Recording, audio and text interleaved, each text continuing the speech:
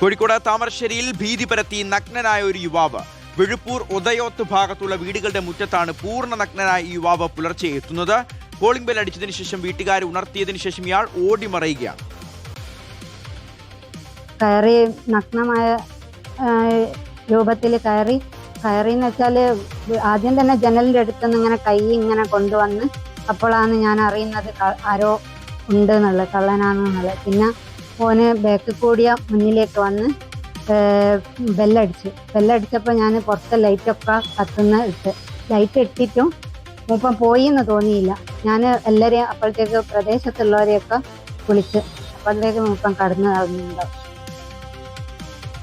ഷഹദ് റഹ്മാൻ വിവരങ്ങൾ നൽകും. ഷഹദ, പല തരത്തിലുള്ള വൈകൃതങ്ങൾ കണ്ടിട്ടുണ്ട്. ഇത് വല്ലാത്തൊരു വൈകൃതമാണ്. ആ നാട്ടിലുള്ള മിക്ക വീടുകളിലും ഇയാൾ ഇത്തരത്തിൽ പുലർച്ചെ സമയങ്ങളിലൊക്കെ രാത്രിയായി കഴിഞ്ഞാൽ ഇങ്ങനെ നഗ്നനായി പോകുന്നത് പതിവായിട്ടുണ്ട്. ആ നാട്ടുകാർക്ക് വലിയ ഭയമുണ്ട്. ഇതാരാണെന്ന് കണ്ടെത്തേണ്ടതുണ്ട്.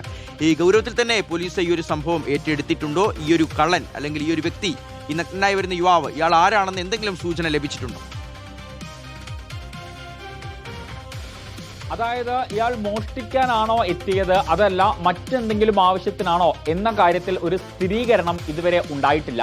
താമരശ്ശേരി ഭാഗങ്ങളിലാണ് ഇത്തരത്തിൽ നഗ്നനായി, അതായത് പൂർണ്ണമായിട്ടും നഗ്നനായിക്കൊണ്ട് വിവിധ വീടുകളിൽ ചെന്ന് കോളിംഗ് ബെൽ അടിക്കുകയും അവിടെയുള്ള ആളുകൾ ഉണരുന്ന ഘട്ടത്തിൽ ഇയാൾ ഓടി രക്ഷപ്പെടുകയും ചെയ്യുന്ന ഒരു സാഹചര്യം. അതിന്റെ CCTV ദൃശ്യങ്ങളാണ് ഇപ്പോൾ പുറത്തു വന്നിട്ടുള്ളത്. താമരശ്ശേരി ഒഴുപ്പൂർ ഒതയോത്ത് ഭാഗത്തുള്ള വീടുകളുടെ മുറ്റത്താണ് ഈ ആള് പൂർണ്ണമായിട്ടും നഗ്നനാവുകയും പിന്നീട് വീടിന്റെ പരിസരങ്ങളൊക്കെ ചുറ്റി നടക്കുകയും വീടിന്റെ കോളിംഗ് ബെൽ അടിക്കുകയും വീട്ടുകാർ ഉണർന്നു കഴിഞ്ഞാൽ അവിടെ നിന്ന് ഓടി രക്ഷപ്പെടുകയും ചെയ്യുന്ന ഒരു സാഹചര്യമുള്ളത്.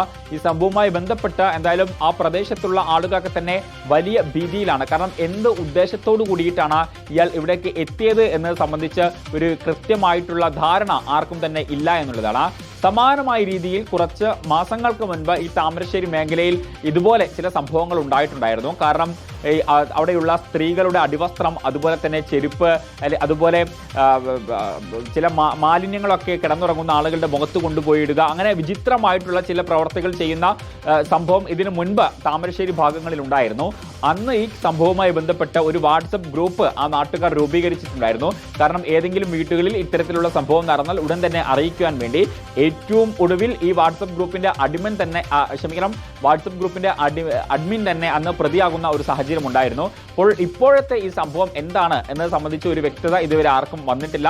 എന്തായാലും ഈ നാട്ടുകാർ വലിയ ഭീതിയിലാണ്. ഷഹദ, നാട്ടുകാരുടെ ഭീതി അതേ രീതിയിൽ തന്നെ, അതേ ഗൗരവത്തിൽ തന്നെ പോലീസ് ഉൾക്കൊള്ളണം. എത്രയും വേഗം ഇയാൾ ആരാണ് എന്നുള്ളത് കണ്ടുപിടിക്കണം. കാരണം CCTV ഉൾപ്പെടെയുള്ള പ്രധാനപ്പെട്ട തെളിവുകളെല്ലാം പോലീസിന്റെ കസ്റ്റഡിയിലുണ്ട്. എത്രയും വേഗം അയാളിലേക്ക് എത്തട്ടെ.